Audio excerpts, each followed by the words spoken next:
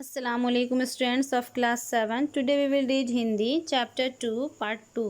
Students आप सभी part 1 में पढ़े कि यह कहानी लेखक अपनी दादी माँ के बारे में लिखे हैं और उन्होंने ये भी बताया है इस कहानी में कि वो अपनी ज़िंदगी में बीसों बार गर्मी वसंत और बरसात के महीने को देखने के बाद भी आज भी ज़रा सी परेशानी ज़रा सी कठिनाई आने पे वो दुखी हो जाते हैं और उनके इस दुखी होने पर उनके दोस्त जो हैं उनका मजाक उड़ाते हैं। और उन्होंने ये भी बताया कि उन्हें कुआर का महीना बहुत पसंद है जो बरसात के बाद आता है और उस महीने में जो जल जमा हो जाते हैं तो उस जल में कूदना नहाना खेलना पसंद है। और हल्की बीमारी इन्हें जैसे थोड़ा बुखार बदन में दर्द इन्हें ऐसी हल्की बीमारी पसंद आती है। अब आगे। दिन में मैं चादर लपेटे सोया था। दादी माँ आई, शायद नहाकर आई थी उसी झाग वाले जल में। पतले दुबले स्नेह सने शरीर पर सफ़ेद किनारीहीन धोती, सन से सफ़ेद बालों के सिरों पर सध टपकते हुए जल की शीतलता। अब ये लेखक चादर लपेटे सोए थे, तभी उनकी दादी माँ आई। शायद वो उसी झाग वाले जल में नहाकर आई थी। वो दुबली पतली थी और सफ़ेद धोती पहन रखा था यानी साड़ी। सन से सफ़ेद बाल, उनके बाल जो थे वो सन की तरह चमकीले और सफ़ेद थे और उनके बालों से टपकते हुए पानी से मुझे लगा कि वो नहाकर आई हैं। आते ही उन्होंने सर पेट छुए, आंचल की गांठ खोल किसी अदृश्य शक्तिधारी के चबूतरे की मिट्टी मुंह में डाली, माथे पर लगाई। दादी माँ आई तो आते के साथ ही उन्होंने लेखक के सर को और पेट को छुआ और अपने आंचल से खोलकर, उन्होंने आंचल में मिट्टी बांध रखा था तो उन्होंने आंचल को खोलकर मिट्टी लेकर थोड़ा सा लेखक के मुंह में डाली और थोड़ा उनके माथे पर भी लगाई। दिन रात चरपाई के पास बैठी रहती, कभी पंखा झलती, कभी जलते हुए हाथ पैर कपड़े से सहलाती, सर पर दालचीनी का लेप करती और बीसों बार छू छू कर ज्वर का अनुमान करती। अब ये लेखक की दादी माँ जो हैं वो लेखक के जो बीमार थे तो उनके पास दिन रात वो बैठी रहती और कभी उनको पंखा झलती तो कभी उनके तपते हुए हाथ और पैर कपड़े से सहलाती और दालचीनी एक मसाला होता है उसका वो लेप भी लगाती ताकि ज्वर कम हो जाए। और वो बार बार उन्हें छू छू कर ज्वर का अनुमान लगाती कि अभी उनको बुखार है या नहीं है। हांडी में पानी आया कि नहीं, उसे पीपल की छाल से छौंका कि नहीं, खिचड़ी में मूंग की दाल एकदम मिल तो गई है। हांडी में पानी आया कि नहीं, उसे पीपल की छाल से छौंका कि नहीं, खिचड़ी में मूंग की दाल एकदम मिल तो गई है, कोई बीमार के घर में सीधे बाहर से आकर तो नहीं चला गया, आदि लाखों प्रश्न पूछ पूछ कर घर वालों को परेशान कर देती। दादी माँ को हर बात का ख्याल रहता था कि घर में जिस बर्तन में पानी रहता है उसमें पानी है कि नहीं है, उसे पीपल की छाल से छोंका गया कि नहीं, खिचड़ी में मूंग की दाल मिल तो गई, इससे मतलब है कि जो खिचड़ी पकी है वो अच्छी तरह से गली है या नहीं, कोई बीमार के घर में सीधे बाहर से आकर उससे मिलने तो नहीं चला गया। इस तरह के बहुत सारे प्रश्न पूछ पूछ कर दादी माँ घर वालों को परेशान कर देती थी। दादी माँ को गंवई गांव की 50 किस्म की दवाओं के नाम याद थे। गंवई जो एक गांव का नाम है तो उस गांव के उन्होंने 50 किस्म के दवाओं के नाम याद थे। गांव में कोई बीमार होता उसके पास पहुंचती और वहाँ भी वही काम, हाथ छूना, माथा छूना, पेट छूना, फिर भूत से लेकर मलेरिया, सर सांप न्यूमोनिया तक का अनुमान विश्वास के साथ सुनाती। यानी कि अगर उन्हें गांव में भी अगर कोई बीमार पड़ जाता तो दादी माँ पहुँच जाती और वहाँ भी बीमार का माथा छूना और हाथ छूने का काम वो करती और ऐसा करके वो अनुमान लगाती और पूरे विश्वास के साथ बीमारी के बारे में बताती। महामारी और विषुचिका, विषुचिका कहते हैं हैज़ा, और महामारी ऐसी बीमारी जो हर जगह हो जाती है, जैसे आजकल कोरोना ये भी एक महामारी है। के दिनों में रोज़ सवेरे उठकर स्नान के बाद लवंग और गुड़ मिश्रित जलधार गुगल और धूप, सफाई कोई उनसे सीख ले, सफाई में भी वो पूरा ख्याल रखती थी। उन्हें गंदगी पसंद नहीं थी। दवा में देर होती, मिश्री या शहद ख़त्म हो जाता, चादर या गिलाफ नहीं बदले जाते तो वो जैसे पागल हो जाती। यानी घर में अगर कोई चीज़ या दवा आने में देर हो जाती, बीमार को दवा देने में देर हो जाती, या फिर घर में गंदगी हो जाती, चादर और तकिए का गिलाफ अगर नहीं बदलाता, तो वो इन सारी गंदगी को देखकर वो जैसे पागल सी हो जाती, क्योंकि उन्हें सफाई पसंद था और सफाई रखती थी।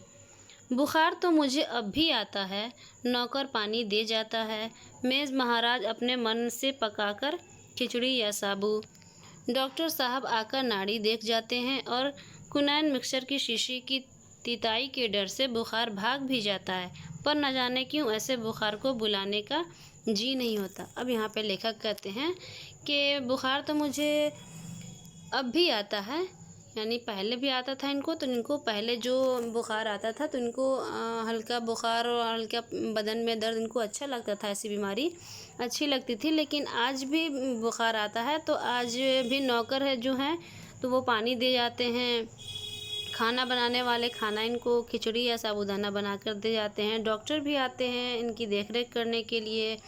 और ज्वर की यानी इनकी बीमारी की जो दवा की शीशी थी तो वो इतनी तीती थी दवा कि उसके तीतापन का से ही बुखार भाग जाता था। यानी बीमारी इनकी आज भी अच्छी हो जाती है, लेकिन आज की बीमारी में उनको मज़ा नहीं आता जितनी मज़ा उनको पहले की बीमारी में आता था। किशन भैया की शादी ठीक हुई, दादी माँ के उत्साह और आनंद का क्या कहना। यानी जब लेखक के भाई की शादी ठीक हुई तो दादी माँ के आनंद और उत्साह यानी खुशी का उनका कोई ठिकाना न रहा, वो बहुत खुश थी। दिन भर गायब रहती, सारा घर जैसे उन्होंने सर पर उठा लिया हो।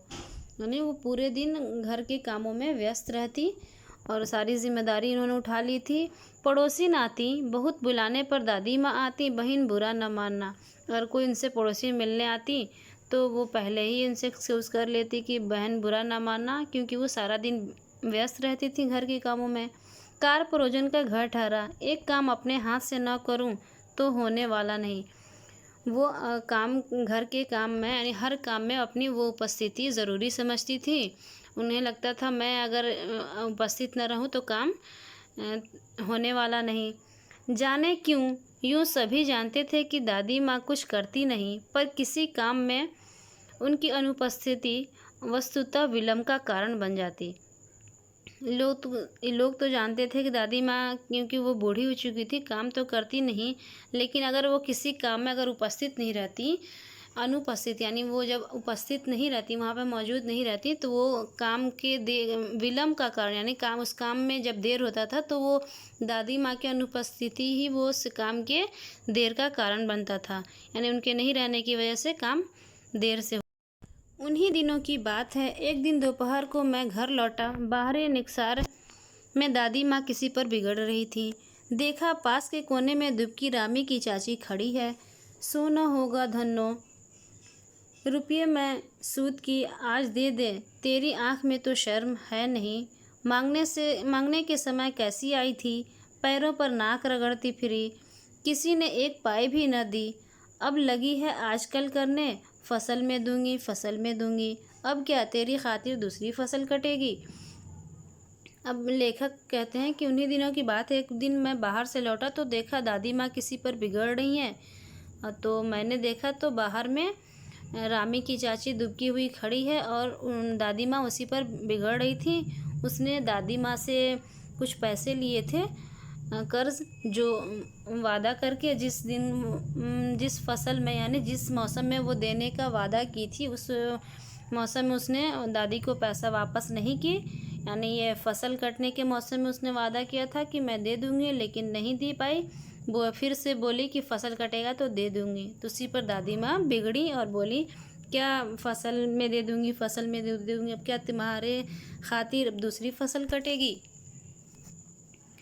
दूंगी मालकिन, रामी की चाची रोती हुई दोनों हाथों से आंचल पकड़े दादी माँ के पैरों की ओर झुकी। बिटिया की शादी है, आप न दया करेंगी तो उस बेचारी का निस्तार कैसे होगा। अब यहाँ पे कह रही है कि जो रामी की चाची थी कि अब उसने अपनी मजबूरी में उन्होंने दादी का पैर पकड़ लिया और बोला कि मैं दे दूँगी, अभी बिटिया की शादी यानी उसकी बेटी की शादी थी। तो अब बोल रही कि आप ना दया करेंगी, आप ना रहम करेगा तो कौन करेगा उस बेचारी पे। हट हट, अभी नहा के आई हूँ। दादी माँ पीछे हट गई। अब उसने जब पैर पकड़ रही थी तो वो उसको डांटी कि हट हट, अभी मैं नहा कर आई हूँ। तो क्योंकि उन्हें सफाई पसंद था तो उनको लगा होगा कि ये कहीं इसके छूने से मैं गंदी ना हो जाऊँ। जाने दो दीदी दादी, मैंने इससे अप्रिय प्रसंग को हटाने के गरज से कहा। बेचारी गरीब है, दे देगी कभी। चल चल, चला है समझाने। अब जब ये दादी माँ के पैर पकड़ रही थी तो लेखक को इस पे दया आ गई और वो दादी माँ को समझाने लगे कि बेचारी गरीब है, ये जब बोल रही है तो दे देगी कभी। तो दादी माँ ने उनको डांटा और बोला चल चल, चला है समझाने। तो स्टूडेंट्स, आज हम यहीं तक पढ़ाएंगे। उम्मीद करती हूँ कि आप लोगों को ये समझ में आ गया है और इंशाल्लाह नेक्स्ट वीडियो में इसका अगला भाग पढ़ेंगे। ओके, अल्लाह हाफिज़।